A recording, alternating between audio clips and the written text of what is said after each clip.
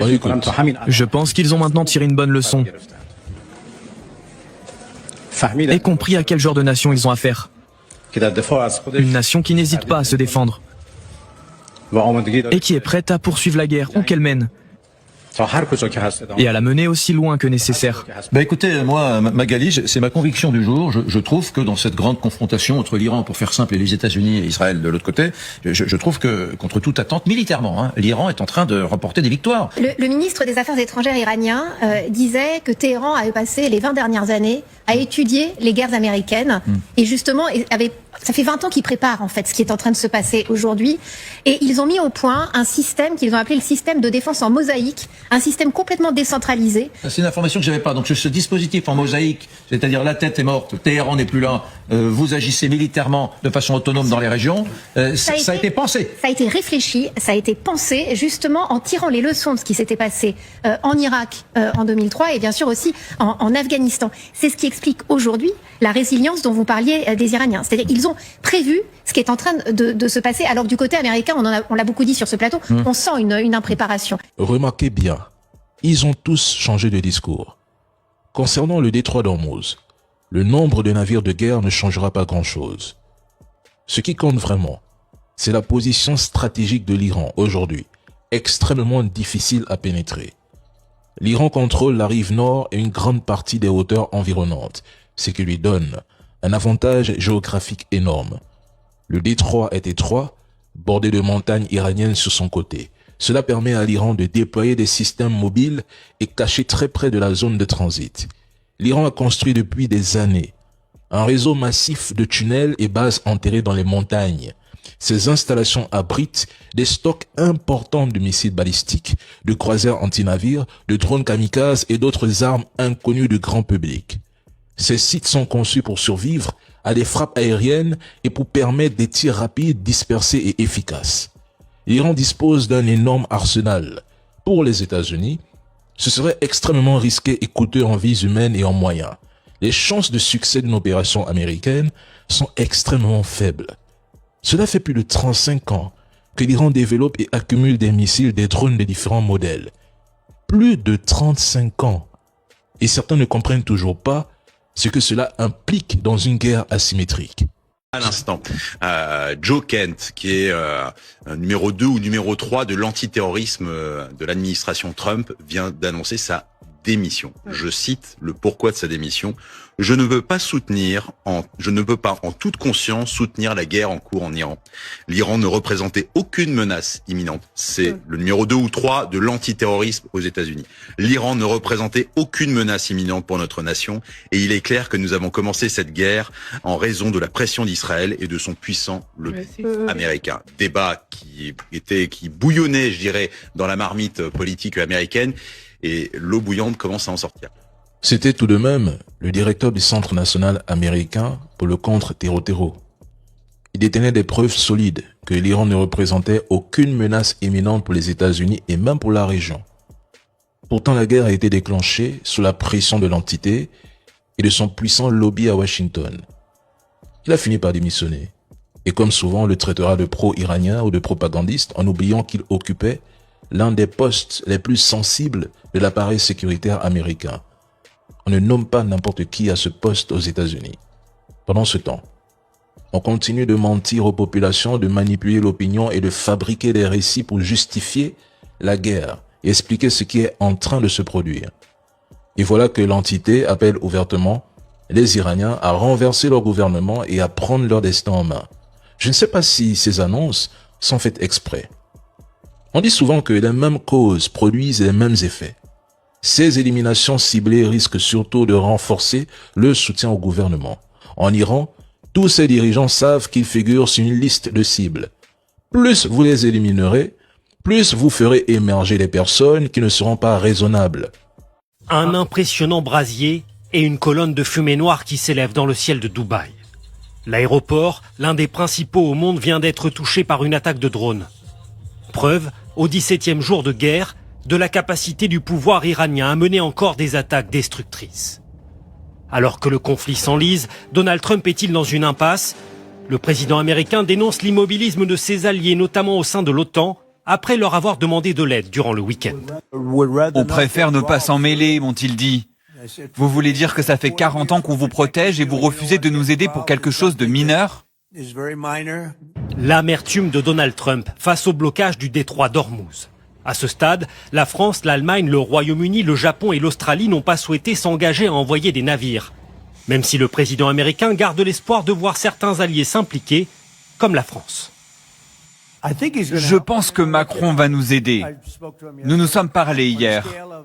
Sur une échelle de 0 à 10, il est à 8. Ce n'est pas parfait, mais c'est la France. Donald Trump espère aussi convaincre le Royaume-Uni qui pose ses conditions. La moindre des choses, si nous envoyons nos forces vers le danger, c'est de prendre cette décision dans un cadre légal et avec un plan bien pensé. Donald Trump veut pourtant aller vite car l'opinion publique américaine se tend.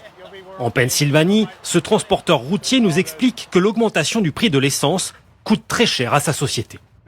Facilement $1 d'augmentation par gallon la première semaine et 20 centimes de plus la deuxième. $1000 de plus dépensés chaque jour en essence, de quoi mettre à mal de nombreuses entreprises.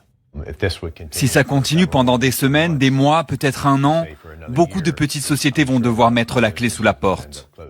Malmenés sur le front de l'Ukraine, du Groenland et des taxes douanières, les alliés de l'Amérique ne se précipitent pas pour aider Donald Trump. Le président américain paye sans doute sa première année de mandat où il a progressivement isolé les États-Unis de leur soutien traditionnel. Acculé face à l'Iran, Trump joue avec le feu. Le conflit ouvert par Israël et les États-Unis contre l'Iran entre dans sa 3e semaine et les conséquences économiques de la fermeture du détroit d'Ormuz sont bien là. À défaut de plan, Donald Trump a à présent un objectif, étendre la guerre à tout l'Occident. Le point tout de suite. Un très mauvais avenir. Voilà la promesse faite par Donald Trump aux pays alliés, membres de l'OTAN, si ces derniers ne veulent pas participer à son aventure hasardeuse contre l'Iran. 17 jours après les attaques conjointes de Tel Aviv et Washington contre Téhéran, la fermeture du détroit d'Ormuz montre ses premières conséquences et laisse surtout craindre une crise mondiale au-delà du choc pétrolier de 1973. Et pour cause, quand la zone charriait 9% de l'or noir de la planète il y a 50 ans, c'est désormais plus du double. Un goulot d'étranglement pour l'énergie qui fait redouter le pire sur l'économie déjà fragile des États-Unis et d'une bonne partie de la planète, alors que le baril de pétrole a déjà largement dépassé les $100. C'est dans ce cadre que Donald Trump tente donc de faire une clé de bras à l'OTAN pour qu'elle intervienne contre les Iraniens pour ouvrir le détroit en réaction à l'agression américano-israélienne. Une éventualité rejetée pour le moment par l'Allemagne. Stéphane Cornelius, le porte-parole du gouvernement, et le ministre de la Défense, Boris Pistorius, ont rappelé que cette guerre n'était pas celle de l'OTAN et que l'Alliance ne l'avait pas déclenchée. L'Australie a également explicitement refusé d'envisager une telle implication de l'OTAN, à l'instar du Japon.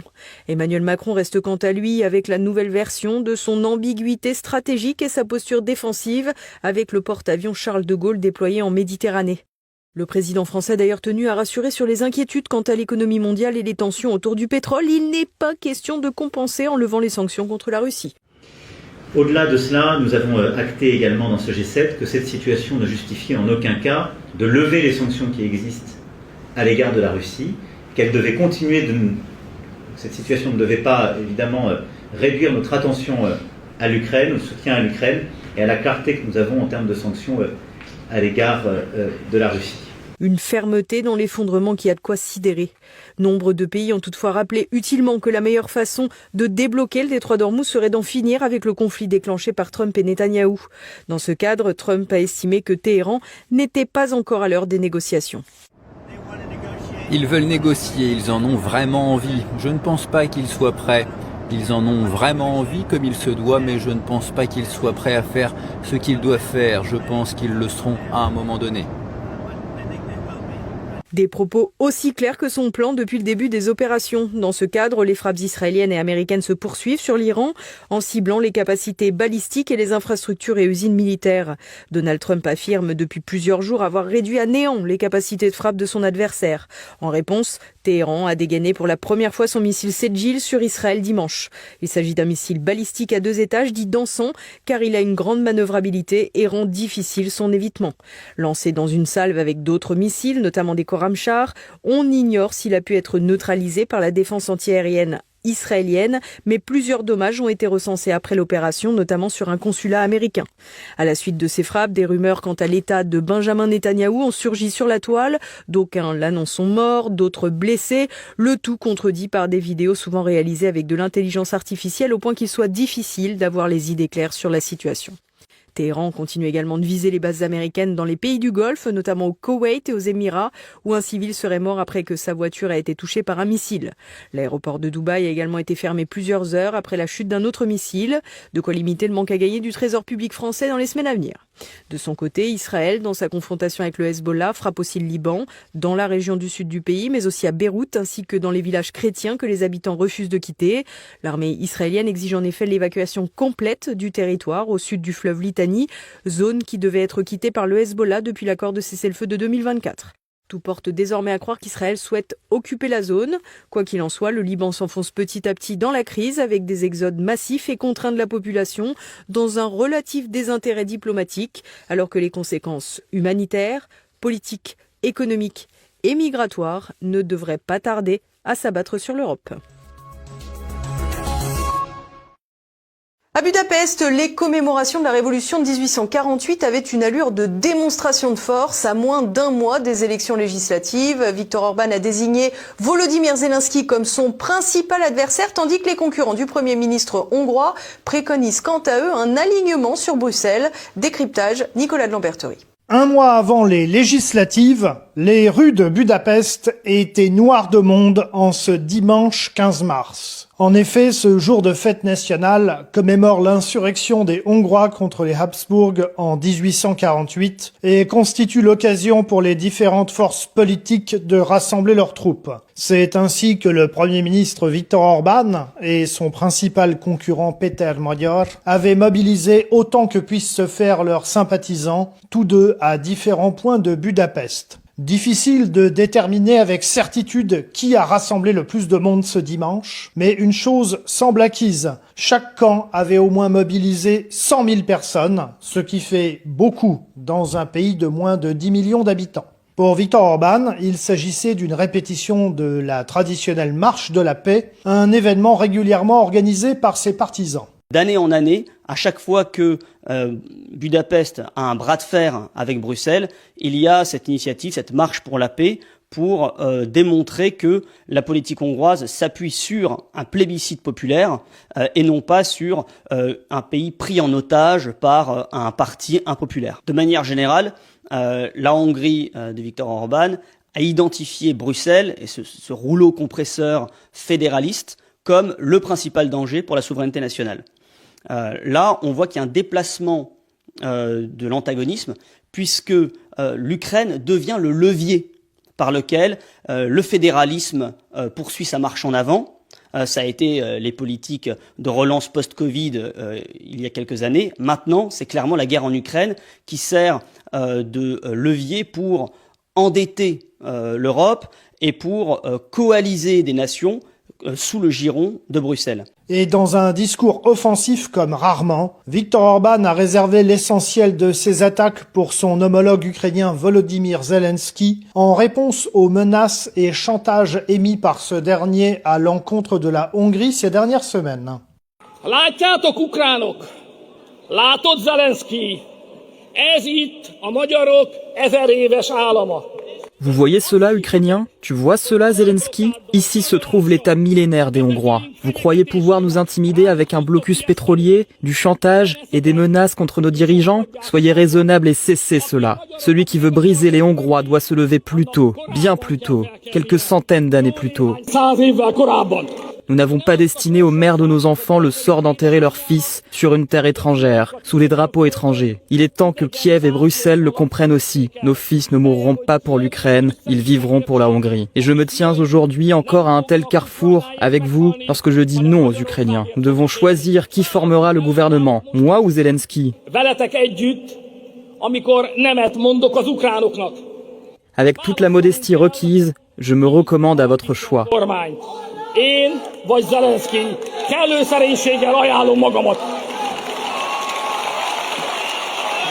Mais au-delà de la thématique ukrainienne, Viktor Orban n'a pas oublié d'écorner Bruxelles et la Commission européenne, son meilleur ennemi depuis plus de 15 ans. Le Premier ministre hongrois a même laissé entendre que la guerre en Ukraine était utilisée comme un prétexte à l'endettement perpétuel. Régi történet ez, a pénzeteket akarják, mert a háborúhoz pénz kell, és Brüsszelben kifogytak belőle.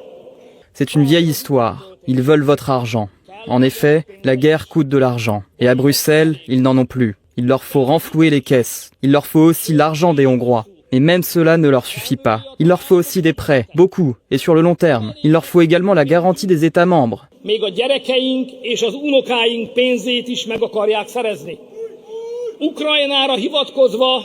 Notre argent ne leur suffit pas. Ils veulent aussi s'emparer de l'argent de nos enfants et de nos petits-enfants. Sous prétexte de l'Ukraine, ils veulent faire de vous des esclaves de la dette, pour des générations. Avec toute la modestie requise, je ne peux dire qu'une chose. Tant que je serai Premier ministre, je ne laisserai pas prendre ce qui est à vous et ce qui vous revient. Je ne laisserai pas dépouiller la Hongrie. Nous ne permettrons pas que, pour 30 pièces d'argent bruxelloises, ils vendent ce que nous avons bâti en 16 ans. Nous défendrons le soutien aux mères de famille, nous protégerons nos enfants et nous ne laisserons pas remplacer nos couleurs nationales par des drapeaux ukrainiens ou arc-en-ciel. Vive la liberté hongroise.